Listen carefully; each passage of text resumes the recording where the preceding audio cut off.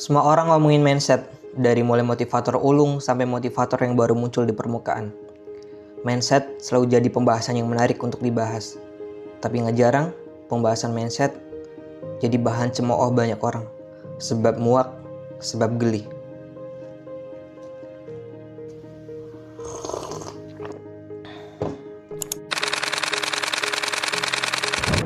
Halo kawan-kawan, pernah nggak sih saat kita lagi nyari motivasi untuk membangun bisnis, untuk jadi penulis, untuk sukses di usia muda, terus kita cari di platform YouTube, Instagram, TikTok, dan sebagainya. Pembahasannya kita temuin nggak jauh-jauh dari ngomongin mindset. Bicara kali ini lagi saya akan bicara soal mindset. Hari ini kita fokusnya bahas tentang mindset. Entrepreneurship itu bukan profesi, tapi entrepreneurship itu adalah mindset. Andai mereka memahami dan menerapkan 7 mindset entrepreneur ini, maka kemungkinan besar mereka tidak akan semudah itu menyerah. Sepenting apa mindset itu? Apa benar mindset dapat mengubah hidup kita 180 derajat? Atau mindset hanyalah sebuah gimmick orang-orang sukses untuk terlihat menarik di mata kita? Agar kelasnya rame, agar tiket seminarnya dibeli habis. Oleh karena itu, mari kita bahas.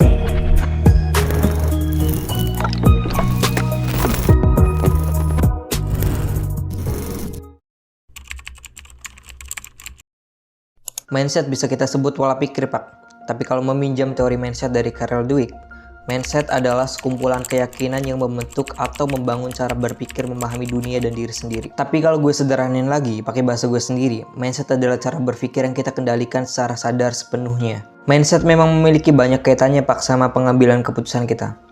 Sesederhana lu memilih baju apa yang cocok untuk pergi ke kampus dan menemui dosen pembimbing lu. Itu mindset, Pak. Ya karena lu udah mikir secara sadar dan sepenuhnya, Pak. Lu udah mempertimbangkan kesopanan, kepantasan, kenyamanan. Sekiranya dosen gue menerima nggak ya saat gue memakai baju ini? Itu adalah bagian dari mindset, Pak. Jadi gue harap lu jangan mendefinisikan mindset sebagai sesuatu yang sakral, harus otentik, harus wah, dan sebagainya. Karena even lu mikir bisa makan apa dengan uang 20.000 itu mindset, Pak. Karena itu melibatkan proses berpikir yang kita lakukan secara sadar. Kalau mindset adalah hal yang biasa, terus kenapa Bang banyak motivator-motivator yang menggunakan istilah itu dalam seminarnya? Jadi gini, Pak. Pertama kita telah terlebih dahulu, Pak, tujuan seorang tokoh membuat kelas ataupun seminar dan tujuan orang yang datang ke seminarnya. Menurut gue tujuannya sama, karena motivasi. Bedanya yang buat kelas ataupun seminar ingin membagikan perjalanan karirnya dengan tujuan dapat memotivasi banyak orang. Sedangkan tujuan orang yang datang ke seminar itu ingin diberi motivasi untuk menguatkan jati dirinya dalam perjalanan menuju sukses. Apa ini udah pasti berhasil, Bang? Ya belum tentu. Karena sehebat apapun perjalanan karir seorang motivator, kalau penyampaian materinya nggak didelivery dengan baik, ya nggak bakal nyampe. Karena orang tuh nggak mungkin spend uang lebih untuk mendengarkan motivasi yang biasa ia dengarkan sehari-harinya. Makanya harus ada pembeda, dan pembahasan mindset adalah salah satu caranya. Nah sekarang mari kita beralih ke chapter 2, cara mindset bekerja, mengubah hidup kita menjadi lebih baik, atau bahkan menjadi lebih buruk. 2 tahun lalu gue membaca buku, judulnya Mindset, karyanya Carol Dweck, dan menurut gue itu adalah buku yang bagus banget.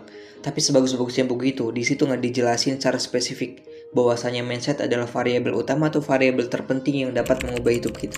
Enggak. Hanya saja di situ dijelasin, Pak, kalau mindset adalah cara pandang yang bisa kita kendalikan.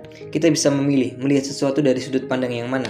Sudut pandang yang baik, atau sudut pandang yang buruk. Logikanya gini, Pak. Saat lu kuliah dan lu dapat nilai kecil, lu dapat memilih 2 respon yang berbeda.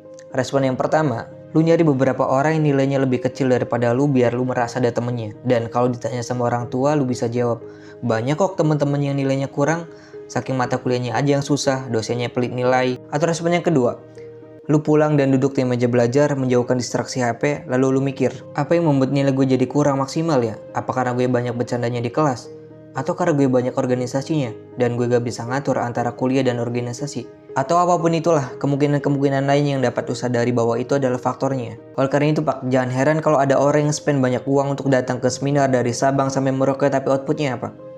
Cuma jadi motivasi belaka aja. Yang duduk dengerin motivator sampai selesai terus bilang gini, wow keren banget, minta selfie, upload story 24 jam, story-nya hilang juga motivasinya. Karena memang yang kita butuhkan bukan motivasi, Pak. Bukan juga mindset harus ini harus itu.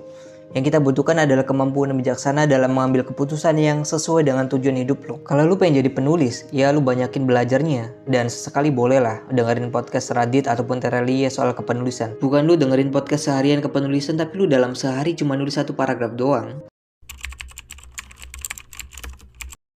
Segimanapun kita banyak baca buku, datengin semua seminar di seluruh Indonesia, kalau lu nggak mampu mengaktualisasikan mindset yang udah lu susun di kepala lu, itu percuma, Pak. Realitanya begitu.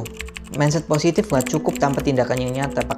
Karena pada faktanya Bapak Ibu, sistem sosial dan ekonomi di Indonesia itu seringkali membatasi individu meskipun sudah memiliki mindset yang benar. Ada berapa banyak orang pintar di Indonesia yang gugur hanya karena tidak mendapat tempat untuk mengaktualisasikan kepintarannya?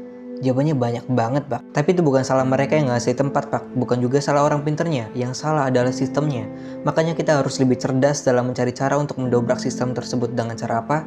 Dengan aksi. Jadi saat kapan mindset bisa powerful? Cara pandang kita bener dan dibarengin tindakan yang bener juga. Karena itu sangat korelasi, Pak. Itu sebabnya mengapa gue bilang, mindset bukan segalanya. Gue tegaskan lagi, mindset itu baru permulaan, Pak. Tidak ada yang harus kita banggakan ketika kita memiliki mindset yang bagus. Karena emang semestinya semua orang juga harus begitu, kan? Memiliki kemampuan yang baik dalam menganalisis kehidupan, mempunyai problem solving yang baik, bisa memilih mana yang baik dan mana yang enggak. Dan bisa memilih mana yang bisa membuat lu bertumbuh dan mana yang hanya menjadi distraksi buat hidup lu. Jadi jangan beranggapan kalau mindset itu harus didapat dengan cara yang sulit dan harus berbeda dengan orang lain. No, sama sekali nggak harus begitu Bapak Ibu. Karena gini loh, saat dua orang dikasih bacaan yang sama dan mereka ditanya apa yang bisa didapat dari buku itu, gue yakin banget mereka akan jawab dengan jawaban yang berbeda, sesuai dengan apa yang paling berkesan, dan itu nggak salah, Pak. Lakuin aja apa yang lu udah rancang matang-matang, jangan berpikir nanti hasilnya gimana ya, pemikiran gue udah bener apa belum. Lakuin aja, karena lu udah mulai aja itu menandakan lu udah berpikir, Pak. Dengan begitu gue yakin banget secara nggak sadar kita sedang meningkatkan self-awareness kita berdasarkan pembelajaran dari pengalaman. So gitu aja Bapak Ibu yang bisa gue bagi, gue Ayas. Sampai jumpa di bahasan penting selanjutnya. Assalamualaikum.